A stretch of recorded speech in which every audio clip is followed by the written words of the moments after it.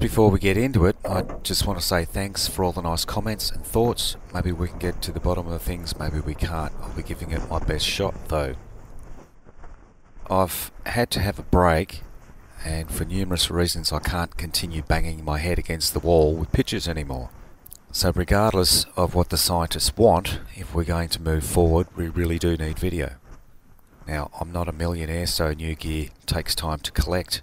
I also have a limited area to work in, so I don't want to waste opportunities for the sake of posting something. Now, although the plot watchers catch everything, it's obviously not good enough. We have absolutely no idea what's happening at night, and we have no audio in the vicinity to hear what's going on at the camera setup. The new Bushnell Nature View trail cameras are our best shot. These ones are full high definition video day and night with a hybrid capture mode which will allow the camera to take pictures as well as video at the same time. They're equipped with no glow black LEDs which are apparently invisible to animals. They're very sensitive. They also record sound, and one set of batteries will last for 6 months. Now, I can't see any reason why this won't work, plus we might see some cool nocturnal activity from animals that we might not normally see. We'll also keep 2 of the plot watchers for insurance. Now, before I had my break, I collected a piece of audio which is almost identical to a piece my friend Mick collected at the end of the last video. I believe it's one of these creatures killing a flying fox, which is a large bat.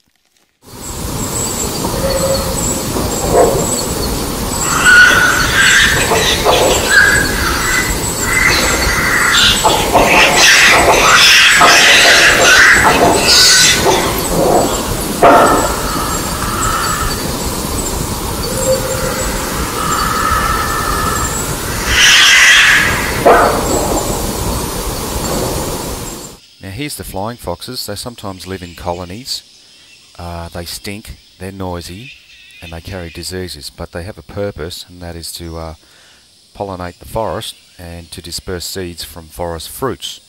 So they're a part of the food chain, and it wouldn't surprise me at all that these guys would be feeding on them. It is 7:15. It's 7 across South Australia and in the Northern Territory. What's Australian time?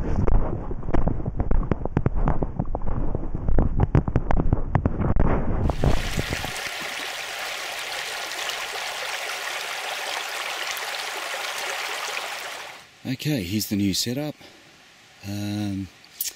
Didn't take as long as I would have expected to collect everything. Anyway, we've strategically placed the camera in a specific position, allowing it to be seen from various angles, but those angles are covered by the cameras. There's our audio recorder.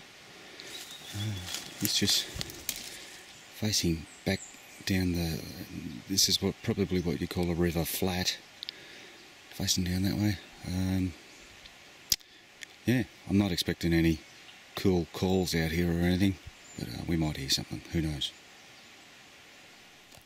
We didn't get anything cool, but we collected some interesting information that we weren't able to determine before. We had a visitor near the audio recorder on the second night.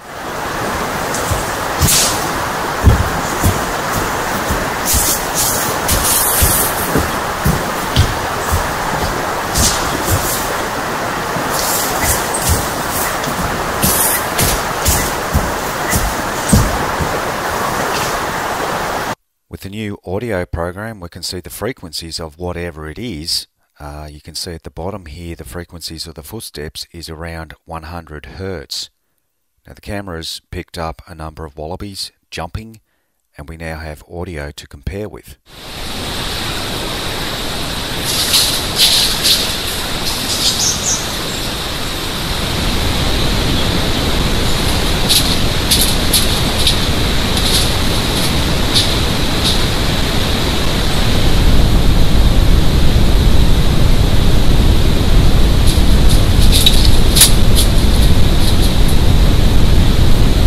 All 3 pieces of wallaby audio clearly show a frequency range between 2 and 20 kilohertz, totally different to what approached the audio recorder. So with the new audio program, it's possible to measure stride length in time, direction of the subject, and after doing a drop test, a known distance and possible weight inside an 8 to 13 metre frequency boundary. I can also measure decibel and frequency difference, but not against the trail camera audio because it's not the same. So I did a drop test, but after comparing that with my own footsteps, it wasn't accurate. So I did 3 walk tests and 1 with extra weight, but the audio recorder couldn't pick up my footsteps. I just wasn't heavy enough. But the facts are, the subject approaches from the creek, moves to the right hand side of the audio recorder and then returns to the creek, which is interesting. There's a 17% difference in gait between the wallabies and the unknown subject, and there's a 2.9% gait difference between the unknown subject and myself. That's close. This new capability should be able to rule out wallabies and kangaroos in the future. Apart from all that, I'm pretty happy with the quality of the footage from the cameras.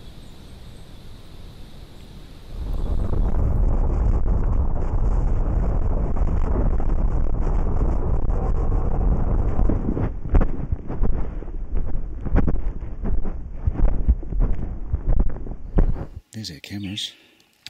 Is that light on? Yeah, look at that. The light's on. So the video camera is actually picking up the infrared. So we're probably being filmed right now. Anyway, there it is. I've never been in this area before, so we'll see what happens. There's our audio recorder. He's just facing the valley. As I mentioned before, I've never been in here before, so should be interesting to see what we might hear. Anyway. Well, the camera's failed again, and I know why. They're just not sensitive enough, and this is why I originally started using the plot watchers. We did get some cool audio though. This one is what I'd call territorial barking. I've only ever got it once before, but I've had to squeeze this one a fair bit so you can hear it.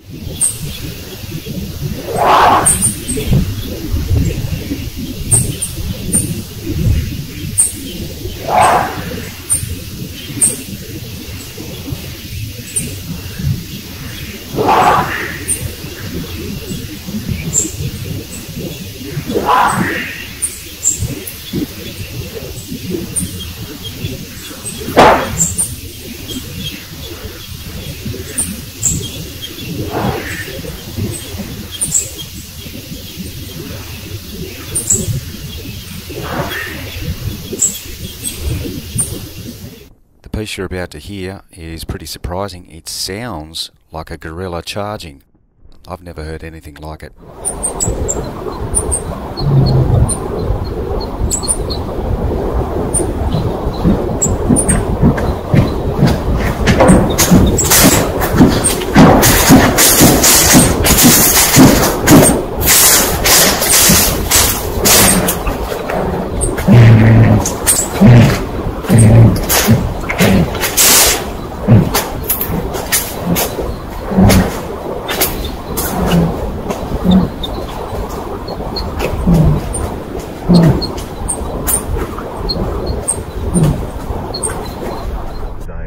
The new joint training facility will be used for any emergency drill and further discipline, including a setup for a petrochemical.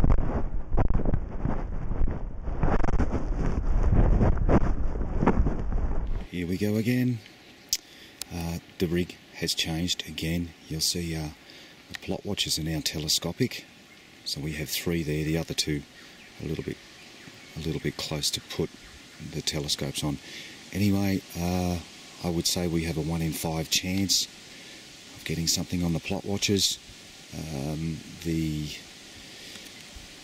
trail cameras, we have 5 of them.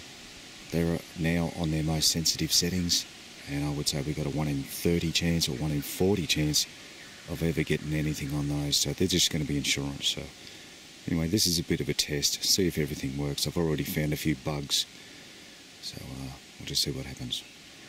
There's our audio recorder,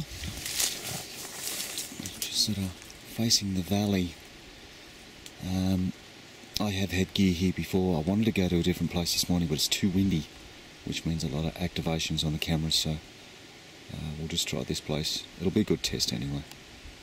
There's the portable CCTV camera, and it's hooked up to the telescope, as you can see.